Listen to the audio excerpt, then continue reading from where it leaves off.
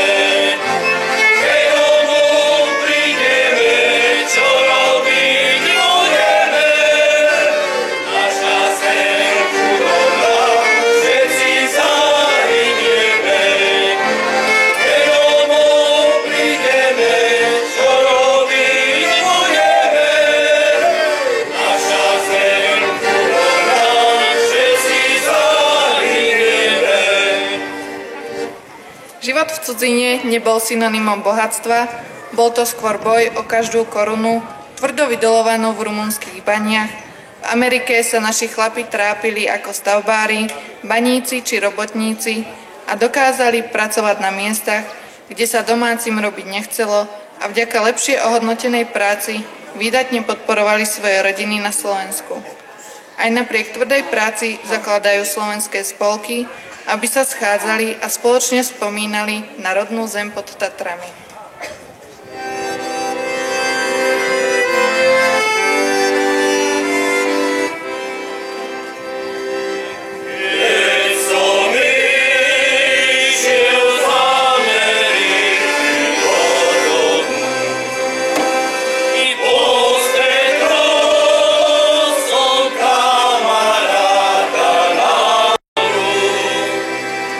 Servus, servus.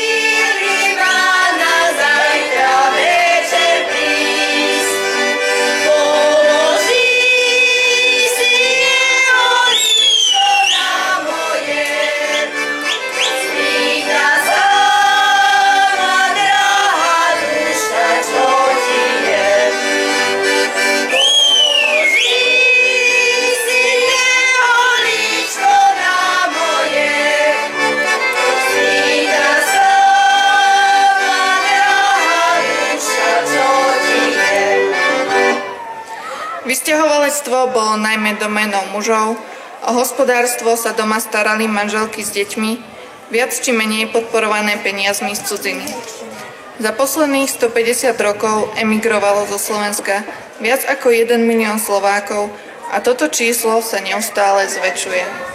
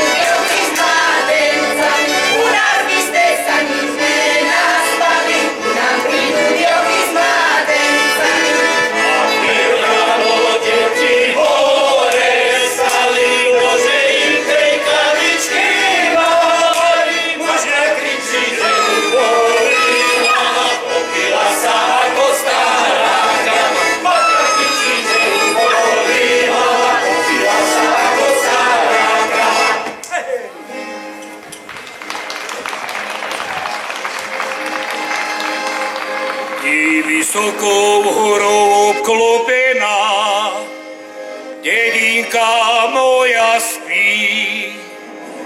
Tam prežil som ja krásne chvíle a detstva môjho sny. Tam rástol som jak jedlička, keď kvitol sa dehaj. A teraz ma srdce bolí, keď sa s ňou lúčiť mám. Slovenská rodná dedina pod horami, si môjmu srdcu jediná, domov drahý. Ty zbola mojim životom celožný čas. Bez teba šťastie nenájdem, vrátim sa zás. Bez teba šťastia nenájdem, vrátim sa zás. Ja sľubujem vám, hory rodné, vernosť po celý čas. To moje srdce vždy a všade spomínať bude vás, aj keď ma osud zavolá do diaľky za chlebom. Ja zostanem vždy a všade verným tým chotárom. Slovenská rodná dedina pod horami, si môjmu srdcu jediná, domov drahý. Ty zbola mojim životom celožný čas. I bez teba šťastie nenájdem,